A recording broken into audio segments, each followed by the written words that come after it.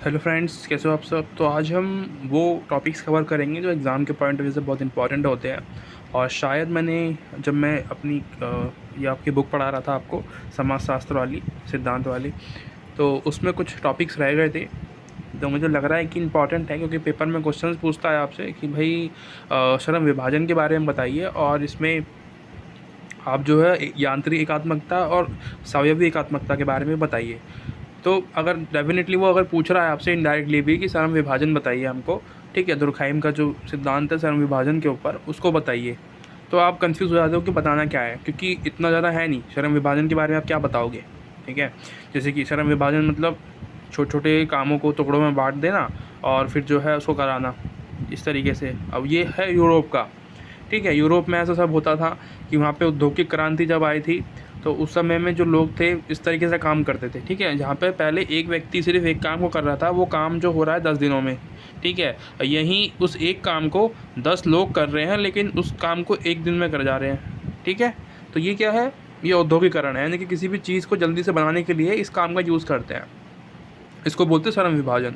अब भारत में क्या था, भारत में श्रम विभाजन कुछ अलग था। जैसे कि वर्ण व्यवस्था के बारे में बताते हैं हम लोग, है ना। भारत के अंदर मैं आपको दो जो स्टेट्स, जो दो कंट्रीज़ हैं उनके बारे में बता रहा हूँ सेपरेटली, इंडिया के पॉइंट ऑफ व्यू से भी और उसके पॉइंट ऑफ व्यू से भी, ठीक है, यूरोप के से भी। अब यहाँ पे बात आती है यांत्रिक एकात्मकता के बारे में पूछते हैं, या फिर आपको स्वायवीय एकात्मकता के बारे में पूछते हैं।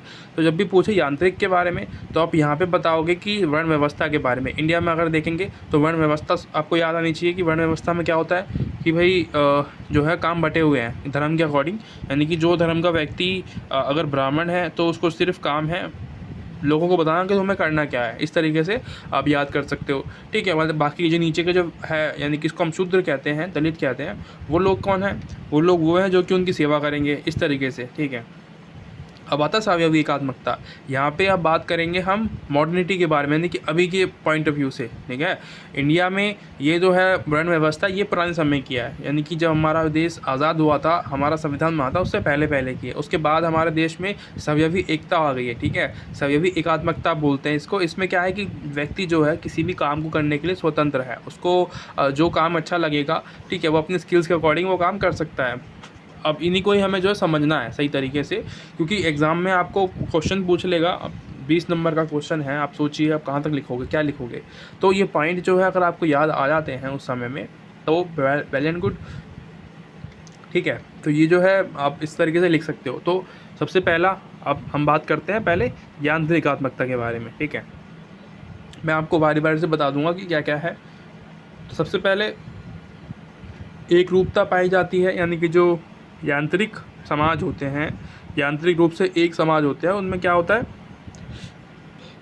एकात्मकता पाई जाती है, यानी कि सभी लोग जो है एक होते हैं, सभी समाज के लोग। यानी कि जैसे कि मैंने बताया वर्ण व्यवस्था के अंदर, आप यहाँ पे याद रखो वर्ण व्यवस्था। वर्ण व्यवस्था में जो ब्राह्मण है, वो सभी ब्राह्मण जो है एक है। उसमें जो है उनका काम है बच्चों को पढ़ाना, ठीक है, और लोगों को बताना कि तुम्हें करना क्या है, इस तरीके से। यानी कि उनका काम जो है टीचर का है, सबसे ऊपर उन्होंने अपने आप को रखा है, क्योंकि वो पंडित है।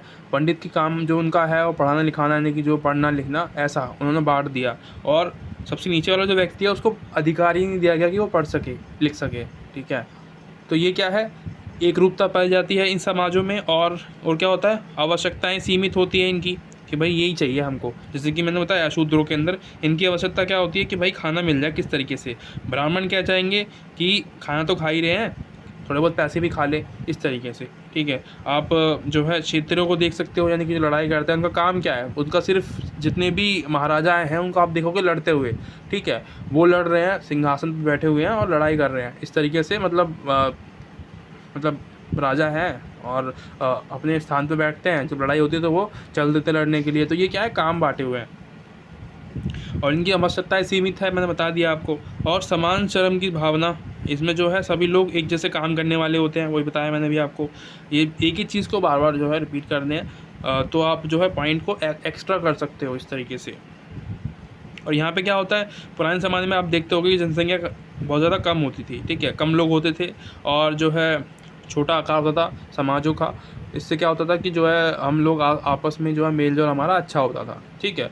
और समानता मैंने बोला, सामूहिकता पाई जाती है वहाँ पे उस समाज में, यानी कि अगर हम पुराने ज़माने की बात करें, मैंने बताया आपको यांत्रिकात्मकता में आप पाओगे कि एक ही जो है मतलब पुराने ज़माने में, यानी कि जब परंपराओं की बात करते हैं, हम हिस्ट्री की बात करते हैं, तो हम वहाँ पे समानता देखते हैं कि जो लोग हैं वो समान हैं, समूह समूह में रहते हैं, ठीक है। यानी कि धर्म जो है उसके अकॉर्डिंग जो है बटा हुआ है इंडिया में। लेकिन ये अगर हम देखें यूरोप की अकॉर्डिंग, तो यहाँ पे जो है समान जनसंख्या होती है, उनकी भी जनसंख्या कम होती है और सामूहिकता उनमें भी पाई जाती है, ठीक है। वो भी जो काम करते हैं वो सामूहिकता के अकॉर्डिंग, यानी कि उनको जो काम दिया गया है उसमें वही काम करना है।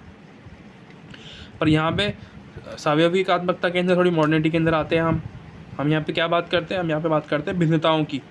यहाँ पे क्या होता है, आप जो है एकरूपता नहीं देखोगे, भिन्नता देखोगे। सबकी सोच अलग होती है, सबका ग्रुप अलग होता है, अब उसकी मर्ज़ी है वो उस ग्रुप में रहे या ना रहे, ठीक है। ऐसा नहीं है कि भाई वो धर्म का व्यक्ति है, यानी कि कोई फॉर एग्ज़ाम्पल कोई हिंदू धर्म का व्यक्ति है, वो ज़रूरी नहीं कि वो हिंदू धर्म में ही रहेगा, ठीक है। उसकी मन करे तो शायद वो जो है सिख में चला जाए, ईसाई में चला जाए, और इस मुसलमान जो है बौद्ध धर्म में चला जाए, इस तरीके से। और सेकंड आता है असीमित आवश्यकताएं होती है, इनकी जो है आवश्यकता सीमित नहीं होती, बहुत ज़्यादा होती है। यहाँ पे आप देखते हो कि भाई किस तरीके का जो है भेदभाव नहीं होता है, ऐसा तो बोलने वाली बात है कि नहीं होता। जो इंडिया में देखते हैं तो हम बहुत ज़्यादा अभी भी हो रहा है भेदभाव, ठीक है। और इन लोगों का जो आकार होता है बहुत ज़्यादा बड़ा होता है, जनसंख्या बहुत ज़्यादा बड़ी हो जाती है। क्योंकि आप देखो, अब आप जो है समूह से बाहर निकलोगे, अपने मतलब जो आपका समूह है जहाँ पे आप रहते हो उससे बाहर निकल कर देखोगे लोगों को, तो जो है बहुत सारे लोग आपसे मिलेंगे, आपकी जो है आपकी जान पहचान लोगों से होगी। तो उसमें क्या होगा, जनसंख्या जो है समूह बढ़ जाएगा, है ना। आपके जो दोस्त हैं या मित्र हैं, जो भी है आपके दोस्त वगैरह, है ना, वो सब आपको जानने लगेंगे और ज़्यादा जो है आपके ग्रुप्स बन जाएंगे, बहुत ज़्यादा बड़ी जनसंख्या में हो जाएगा शाम। पहले क्या होता था कि वो एक ही ग्रुप के अंदर रहते थे, और मतलब कि बाहर ग्रुप में जाने से वो जो है कतराते थे। जैसे कि ब्राह्मण है, वो क्षेत्रों के साथ बैठ के खाना नहीं खाएगा, ठीक है, या फिर खाना नहीं खाएगा, या फिर उनके साथ जो है ज़्यादा उसका मेल मिलाप नहीं होगा, इस तरीके से आप देख सकते हो। और यहाँ पे समूह नहीं देखोगे आप किसी भी तरीके से, ये मैंने बता दिया आपको। यहाँ पे आप जो मन चाहे आपका वो कर सकते हो, ठीक है।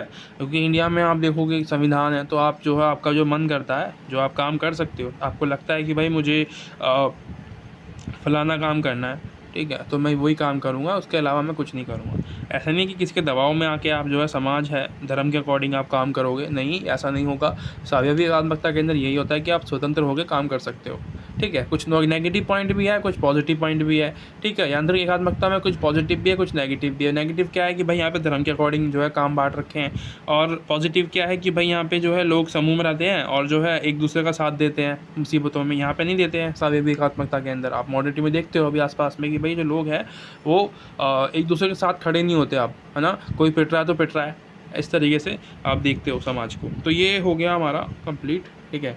ये थोड़ा टॉपिक जो है रह गया था, थोड़ा इम्पॉर्टेंट है और थोड़ा मुश्किल भी है समझना, क्योंकि मुझे लगता है कि थोड़ा मुश्किल टॉपिक है। अगर आप एग्ज़ाम में आता है आप लिख सकते हो इजीली, आपके जो है 20 ना आए तो कम से कम 15 नंबर तो आप लेके आए जाओगे आसानी से, अगर आप ऐसे लिख के आते हो तो, ठीक है। मतलब बिना आपको ज़्यादा दिमाग लगाए आप आराम से जो है काम कर लोगे अपना। ये आप बना सकते हो, मैंने ग्राफ बनाया ना ये वर्ण व्यवस्था के ऊपर, आप इसको बना सकते हो। आपको एक्सप्लेन करना पड़ेगा हर एक पॉइंट, जैसे कि मैंने बताया एकरूपता के बारे में, ठीक है, आवश्यकता के बारे में, और ये सारा टॉपिक जो है सेम जो है स्वाभाविकात्मकता के अंदर भी है। और आपको सिर्फ एक ही याद रखना है, बाकी जो दूसरा वाला पक्ष है वो ऑटोमेटिकली आपको याद हो जाएगा, ठीक है। तो मिलते हैं अगली वीडियो में। थैंक यू सो मच, अभी के लिए बाय बाय।